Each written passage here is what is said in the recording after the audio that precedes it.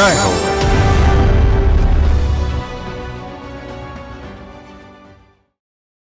నమస్కారం. సామాన్యుల అసమాన విజయగీతిక ఈటీవీ జైహోకు స్వాగతం. ఆయన చిన్న చిన్న పనులతో కుటుంబాన్ని పోషించారు. యాతన పడ్డారే తప్ప యాచన చేయలేదు. ఆత్మగౌరవంతో కష్టించారు. ఆత్మవిశ్వాసంతో ముందుకు సాగారు. ఉడిపి ప్రాంతం నుంచి వచ్చి బెంగళూరులో స్థిరపడి మిఠాయిల వ్యాపారంతో కోటీశ్వరుడయ్యారు. ఇక కేరళలో ఓ కళాకారుడు కోడిగుడ్డు డొల్లలలో కళాఖండాలు సృష్టిస్తూ ఔత్సాహికులకు స్ఫూర్తిదాతగా నిలిచారు. వినూత్న కథనాలతో మీ ముందుకు వచ్చింది జైహో.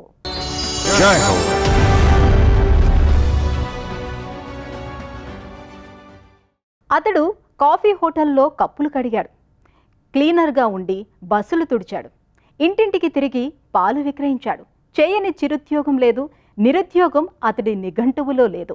అతడు ఉడిపి జిల్లా కుందాపూర్ వాసి భాస్కర్. జీవన సమరములో కొన్ని గుణపాఠాలనే గెలుపు పాఠాలుగా స్వీకరించారు. స్వగ్రామం నుంచి బెంగళూరుకు మకం మారింది. మిఠాయిల వ్యాపారంతో జాతకమే మారిపోయింది. మనం బొబ్బట్లుగా పిలిచే పూరన్ హోలీలను విక్రయిస్తూ కోట్లు గడిస్తున్నారు. నోరూరించే తీయని అప్పచ్చులు, బొబ్బట్ల ఘుమఘుమలు.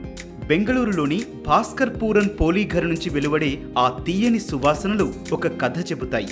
ఒక విజేతను ప్రపంచానికి పరిచయం చేశాయి. అతడు కేఆర్ భాస్కర్. బాలభాస్కరుడుగా ఒకనాడు ఆకలి మంటలతో మలమలలాడిన ఆయన నేడు లక్షలాది మిఠాయి ప్రియుల నోరు తీపి చేస్తున్నారు. ఆయన మిఠాయిల వ్యాపారం కోట్ల రూపాయల వ్యాపార సామ్రాజ్యమైంది. కన్నడ సీమలో ఒబ్బట్లుగా, హోలిగగా, తెలుగు నేల మీద బొబ్బట్లుగా, మహారాష్ట్రలో పూరన్ పోలీగా ప్రాచుర్యం పొందిన 25 రకాల తీయ తీయని దేశీయ సంప్రదాయ అప్పచ్చులవి. భాస్కర్ పట్టుదల, తపన, కృషి, కసి అన్నీ కలిసి గెలుపు పాఠం రాశాయి. ಸರ್, ನಾನು ಭಾಸ್ಕರ್ KR ಕುಂದಾಪುರದವನಾಗಿದ್ದು ಬೆಂಗಳೂರಿಗೆ ಬಂದು ಒಂದು 32 ವರ್ಷ. నా పేరు కేఆర్ భాస్కర్. మాది కుందాపురం. నేను 3.5 దశాబ్దాల క్రితం బెంగళూరు వచ్చాను. నా 3 ఏళ్ల వయసులో నాన్న చనిపోయారు. నాటి నుంచి నాకు అమ్మే సర్వస్వం. తండ్రి లేని లోటు తెలియకుండా నన్ను పెంచి పెద్ద చేసింది. మాది నిరుపేద కుటుంబం. నేను 5వ తరగతి చదువుతున్నప్పుడు బెంగళూరు వచ్చేశాం. అప్పట్లో బెంగళూరులో హోటల్ బిజినెస్లో ప్రభాకర్ అనే వ్యాపారవేత్త ఎంతో ప్రసిద్ధులు. ఆయన హోటల్లో క్లీనర్గా చేశాను. 4 ఏళ్ల పాటు కాఫీ మేకర్గా ఉన్నాను. ಅಂತ ಎಲ್ಲರಿಗೂ ಗೊತ್ತಿರುವಂತೆ ಬೆಂಗಳೂರಲ್ಲಿ ಎಲ್ಲರಿಗೂ ಗೊತ್ತು. ಆ ಹೋಟ್ಲ್ ಓಪನಿಂಗಲ್ಲಿ ಅಲ್ಲೋ ಕೆಲಸ ಸೇರ್ಕೊತೀನಿ. ಅಲ್ಲೊಂದು 4 ವರ್ಷ ಕೆಲಸ ಮಾಡ್ತೀನಿ క్లీనర్ ఆగి. ఆಮೇಲೆ కాఫీ ಕೆಲಸಕ್ಕೆ ಬರ್ತೀನಿ. చిటారు కొమ్మన మిఠాయి పొట్లాల కథలో అవసరం లేదు. కళ్ళ ఎదురుగా కనపడుతోన్న భాస్కర్ ఆ మిఠాయిలన్నీ తెచ్చారు. బొబ్బట్లతో రుచిగ్రంథులకు పనిచెప్పే కేఆర్ భాస్కర్ ఉడిపి జిల్లా కుందాపురం వాస్తవ్యుడు. చిన్ననాటి నుంచే తన జీవితం అంతులేని పోరాటమైంది. 4 ఏళ్ల వయసులో తండ్రిని కోల్పోయాడు. బాల్యంలోనే కుటుంబ పోషణ బాధ్యత మోయాల్సిన పరిస్థితి వచ్చింది. ఈ క్రమంలో తన 12వ ఏట బెంగళూరు వచ్చారు. హోటల్లో బల్లలు శుభ్రం చేసే క్లీనర్గా, బస్సులు తుడిచే బాయ్గా ఏ పని దొరికితే ఆ పని చేస్తూ ముందుకు సాగారు. తర్వాత చిన్న చిన్న వ్యాపారాలు అనేకం చేపట్టారు. కిళ్ళీ దుకాణం పెట్టారు. చిరుతిండ్లను విక్రయించారు. దురదృష్టం వెన్నాడినట్లు వేటిల్లోనూ అంతగా రాణించలేదు. ನಾನು ಮದುವೆ ಆಗಬೇಕಾದ್ರೆ యాక్చువల్లీ ಅವ್ರದ್ದು ಏನೂ ఇర్లిಲ್ಲ ಅಂದ್ರೆ ఇష్టొందల ಏನು ఎంత. మా పెళ్లి నాటికి మా వారికి చెప్పుకోదగ్గ వ్యాపారం ఏమీ లేదు. తర్వాత మేమిద్దరం కలిసి హోలీగే తయారు చేసేవాళ్లం. వాటిని ప్యాక్ చేసి దుకాణాలకు విక్రయించాం. క్రమంగా వ్యాపారం పెరిగి పరిస్థితి మెరుగైంది. వేరువేరు హోటళ్లకు వెళ్లి ఇచ్చేవాళ్లం. మా వారప్పుడు ఎలా ఉండేవారో ఇప్పుడు అలాగే ఉంటారు. మంచి మనిషి, నాకు మంచి భర్త. బట్ ನನ್ನ హస్బెండ్ టోటಲಿ ಮುಂಚೆ ಹೇಗೆ ನೋಡ್ಕೊಳ್ತಾ ಇದ್ರು ಇವಾಗಲೂ ಹಾಗೆ ನೋಡ್ಕೊಳ್ತಾರೆ. ಎಲ್ಲ ಓವರ್ ಆಲ್ ಹೇಳಬೇಕಂದ್ರೆ he's a good person, he's a good husband. 23 ఏళ్ల వయసులో భాస్కర్ బెంగళూరులోని గావిపురంలో ఉంటూ పూరన్ పోలీల తయారీని ఆరంభించారు. ఇళ్లిళ్లు తిరిగి విక్రయించేవారు. 10 ఏళ్ల పాటు సైకిల్ మీద తిరుగుతూ మిఠాయిలు, తినుబండారాలు విక్రయించారు. కష్టకాలం వచ్చినా నిరాశపడలేదు. అంకిత భావం కించిత్తు తగ్గలేదు. తన ఉత్పత్తులు ఎప్పటికైనా అందరికీ నచ్చుతాయన్న గట్టి నమ్మకంతో ముందుకు సాగారు. ಬೇರೆ ಬೇರೆ ಬಿಸ್ನೆಸ್ಗಳನ್ನ ಮಾಡಕ್ಕೆ ಶುರು ಮಾಡ್ತೀನಿ. ಒಂದು ಚಾಟ್ಸ್. నేను వేరువేరు వ్యాపారాలు ఎన్నో చేశాను. వేరే వాళ్ల స్థలం అద్దెకు తీసుకొని చాట్ సెంటర్ నడిపాను. సమస్యలొచ్చాయి. వ్యాపారం కలిసి రాలేదు. సైకిల్ మీద వెళ్లి హోటళ్లకు పాలను సరఫరా చేశాను. లాభం లేకపోయింది. ఏదీ సరిగ్గా కలిసిరాక డబ్బులు లేక తిండికి కటకటగా ఉండేది. చిరు వ్యాపారాలు చేసినా నష్టాలే మిగిలాయి. అప్పుడు ఆర్డర్ల మీద పకోడీలు బోండాలు తయారు చేసిచ్చాను. షెనాయ్ సార్ నాకు హోలిగే కోసం తొలి ఆర్డర్ ఇచ్చి ప్రోత్సహించారు. ఆయన మంచి వ్యాపారవేత్త. ఒక వంటల పోటీలో పాల్గొనటం భాస్కర్ జీవితాన్ని మలుపు తిప్పింది. గుర్తింపు వచ్చింది. తర్వాత ఓ మిత్రుడి సలహాతో ఆహార పదార్థాలు శుచిగా, రుచిగా, నాణ్యంగా తయారు చేశారు. తన స్టాల్ను పరిశుభ్రంగా తీర్చిదిద్దారు. ఉత్పత్తులకు ఒక బ్రాండ్ తెచ్చుకున్నారు. భాస్కర్ మనీ హోలీగా పేరుతో విక్రయ కేంద్రాన్ని విస్తరించారు. క్రమంగా వినియోగదారులు పెరిగారు. ఒక్క కర్ణాటకలోనే 17 కేంద్రాలను ప్రారంభించారు. 18 కోట్ల రూపాయల వార్షిక బిజినెస్ టర్నోవర్ సాధించింది. ఏడాదికి 3.5 కోట్ల లాభాలను ఆర్జిస్తోంది. విఠల్ శెట్టి, సౌరభ్ శెట్టి భాగస్వాములుగా మహారాష్ట్రకు వ్యాపారాన్ని విస్తరించారు. ಒಂದು ಹೋಟ್ಲಲ್ಲಿ ಕಾಫಿ ಹಾಕ್ತಾ ಇರ್ತೀನಿ. ಅಲ್ಲಿಂದ ಒಬ್ಬರು ಪರಿಚಯ ಇರ್ತಾರೆ ನನಗೆ. ಅವರು ವೇಣುಗೋಪಾಲ್ ಅಂತ. ಸೊ ಅವರು ಬೆಳಿಗ್ಗೆ ಹೊತ್ತು ಕಾಫಿ ಕುಡಿಯೋಕೆ ಬರೋರು. ಕಾಫಿ ಕುಡಿಯೋಕೆ ಬಂದ ನನಗೆ ಅವರು ಪರಿಚಯ ಆಗ್ತಾರೆ. హోటల్లో కాఫీ మేకర్గా ఉండగా వేణుగోపాల్ అనే కస్టమర్ పరిచయం అయ్యారు. రోజూ వచ్చేవారు. మిఠాయిల తయారీ వైపు రావాలంటే తన ఇంటికి వచ్చి చూడాలన్నారు. అక్కడికి వెళ్ళి హోలిగే ఎలా తయారు చేయాలో నేర్చుకున్నాను. తెల్లవారుజామున 3ంటికే లేచి 30 ఇళ్లకు పాలు సరఫరా చేసేవాణ్ణి. తర్వాత ఉదయం నుంచి సాయంత్రం వరకు హోలిగే తయారీ పని. రోజూ 30 దుకాణాలకు ప్యాకెట్లను ఇచ్చేవాణ్ణి. ಹೋಗೋ ರೋಡಲ್ಲಿ ಎಲ್ಲೆಲ್ಲ ಅಂಗಡಿ ಇದೆ ಅಲ್ಲಿಗೆಲ್ಲ 5-5 ಪ್ಯಾಕೆಟ್ ಹಾಕೊಂಡು ಒಂದು ಪ್ಯಾಕೆಟ್ ₹1 ಥರ ಸಿಗೋದು. ನಂಗೆ ಇವಾಗ ನೆನಪಿದೆ, ಹನುಮನ್ನಗರದಲ್ಲಿ ಕಗೀಸ್ ಬೇಕರಿ ಅಂತಿದೆ. ಅದೇ ಫಸ್ಟ್ ಆರ್ಡರ್ ಅಲ್ಲಿಂದ ಶುರು ಮಾಡಿದ್ದು. హోటల్ క్లీనర్ నుంచి పెద్ద వ్యాపార సామ్రాజ్య స్థాపన దాకా ఆయన ప్రయాణం ఎంతో స్ఫూర్తిదాయకం. అంకిత భావం, పట్టుదల, ఆత్మవిశ్వాసంతో ముందుకు సాగుతున్నారు. భాస్కర్ పూరన్ పోలి అంటే కర్ణాటక సంప్రదాయ వంటకాల ఘుమఘుమలే కాదు, భారతీయ వ్యాపార వ్యవస్థాపక స్ఫూర్తి కూడా. ఆయన బొబ్బట్ల తయారీ కేంద్రం పూరన్ పోలి ఘర్ దినదినాభివృద్ధి చెందుతోంది. ఔత్సాహిక వ్యాపారవేత్తలకు ప్రేరణనిస్తోంది. మాకు ఓ చిన్న కర్మాగారం ఉంది. అందులోనే కార్యాలయం. విస్తీర్ణమంతా కలిపి 8,000 చదరపు అడుగులుంటుంది. మేమిక్కడ హోలిగే లేదా పూరన్ పోలి తయారీకి వాడే ముడి పదార్థాలను ఉంచుతాం. తయారీ అంతా ఇక్కడే. కావలసిన కొబ్బరి నూరటం, కలపటం, ప్యాకింగ్ చేయడం, బార్కోడింగ్ తదితర పనులన్నీ ఇక్కడే పూర్తవుతాయి. ఇక్కడ్నుంచే ముంబై, పూణే నగరాల్లోని 30 కేంద్రాలకు వెళతాయి. ఈ ఫ్యాక్టరీలో పనిచేసే వారి సంఖ్య 60 నుంచి 70 దాకా ఉంటుంది. అందరి ఆదరణ, ఆశీస్సులతోనే మేమిక్కడున్నాం. అధునాతన యంత్రాలను చూశాం. వాటిని తెచ్చి పెద్ద కర్మాగారాన్ని ప్రారంభించాలనుకుంటున్నాం. బ్రహ్మాండమేమీ బద్దలు కాదు, కానీ అతడి కళా సృజనకు కోడిగుడ్డు డొల్లగా మారుతుంది. ఆ ప్రతిభా నైపుణ్యానికి ఆవగింజ కూడా 100 ముక్కలవుతుంది. కొచ్చిలో ఎగ్షెల్ ఆర్టిస్టు సూరజ్ కుమార్కి కళలంటే బాల్యంలోనే అభిరుచి ఏర్పడింది. అది ఇంతెంతై పెరిగింది.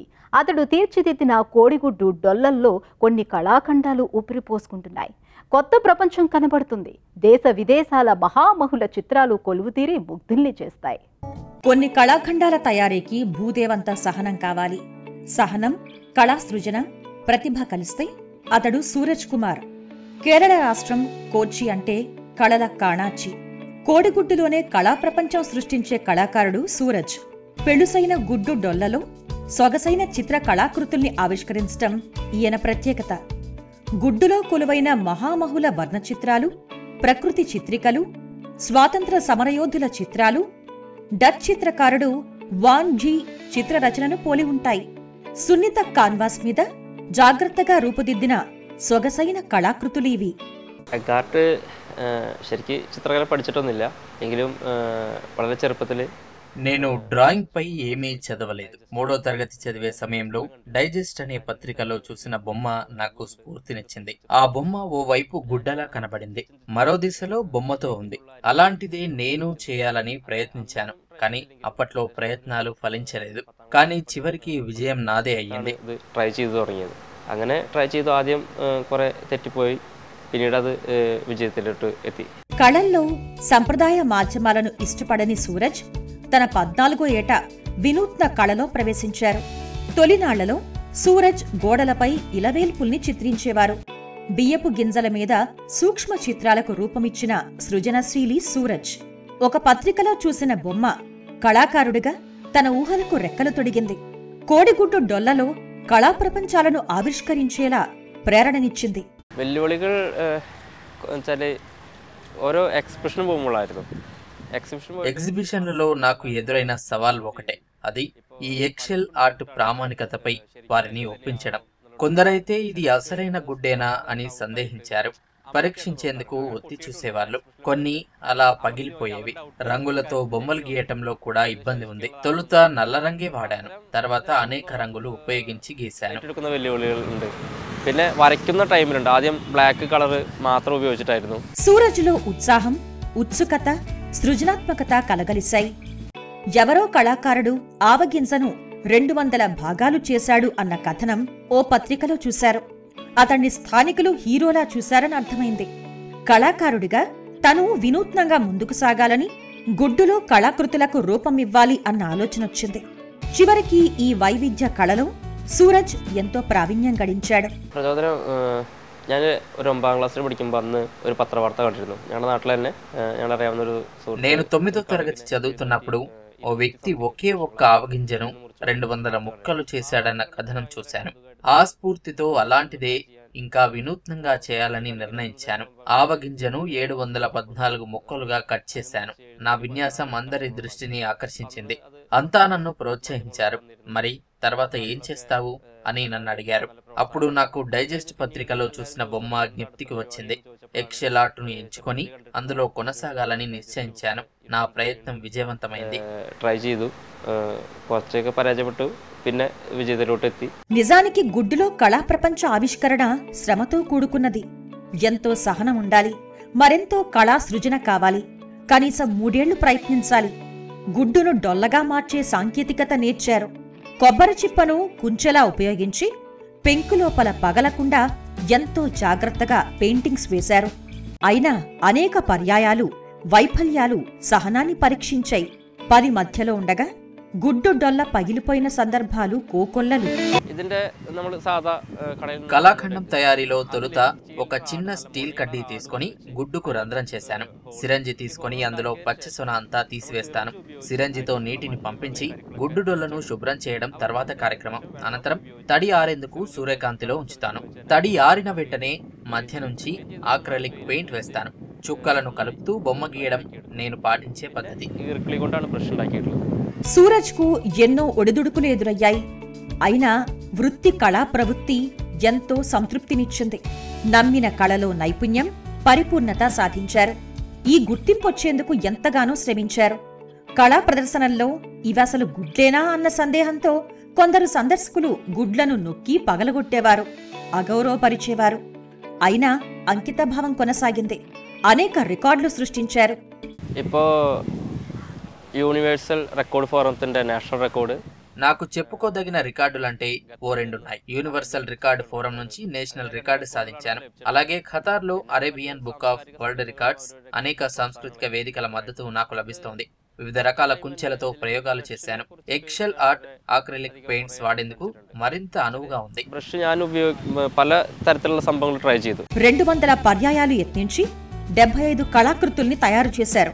కోడిగుడ్డు డొల్లలో కళా ప్రపంచాలను ఆవిష్కరిస్తున్నారు. గిన్నెస్ బుక్ ఆఫ్ రికార్డ్స్ లో చోటు సంపాదించడమే ఇప్పుడు తన తదుపరి లక్ష్యం. దుర్బలంగా అంటే బలహీనమైన కాన్వాస్ మీద కూడా ఆయన కళాఖండాలు తన అపరిమిత సృజనాత్మకతకు అద్దం పడతాయి. ఎగ్గార్ట్ ఇనియం వరకానుండి. ఇప్పుడు నేను പറഞ്ഞു കളർ അതിൽ యాడ్ തുടങ്ങി. కోడిగుడ్డు డొల్లలో సృష్టించే కళలో అన్వేషించాల్సింది ఇంకా ఎంతో ఉంది. షాడోయింగ్, మెరుగులు, మెరుపులు అద్దాలి. ఒక పెద్ద కళాఖండం తయారు చేయాలన్నది నా మరో ఆశయం. నేను ఫుట్బాల్ ప్రపంచ కప్ లో అర్జెంటీనా క్రీడాకారుడు మెస్సీ చిత్తరువును గీశాను. అది 1200 చదరపు అడుగుల పెద్ద చిత్రపటం. ഞാൻ കഴിഞ്ഞ വേൾഡ് കപ്പ് സമയത്ത് മെസ്സിയുടെ ഏകദേശം 1200 స్క్వేర్ ఫీట్. చేదు నిజాలను జీర్ణించుకొని తీయని మిఠాయిల విక్రయంతో స్వయం కృషితో ఎదిగి తన చరిత్రనే విజయగీతంగా మలిచారు బెంగళూరు మిఠాయిల వ్యాపారి పూరన్హోలి భాస్కర్. ఈ తరం యువ వ్యాపారవేత్తలకు మార్గదర్శకుడయ్యారు. కొచ్చిలో కోడిగుడ్డు డొల్లలనే వర్ణ చిత్రాలకు కాన్వాస్గా మలిచి అద్భుతాలు సృష్టిస్తున్నారు కేరళ కళాకారుడు సూరజ్ కుమార్. ఇద్దరూ విభిన్న స్ఫూర్తిదాతలు. మరిన్ని కథనాలతో వచ్చే వారం జైహోలో మళ్లీ కలుద్దాం. నమస్కారం.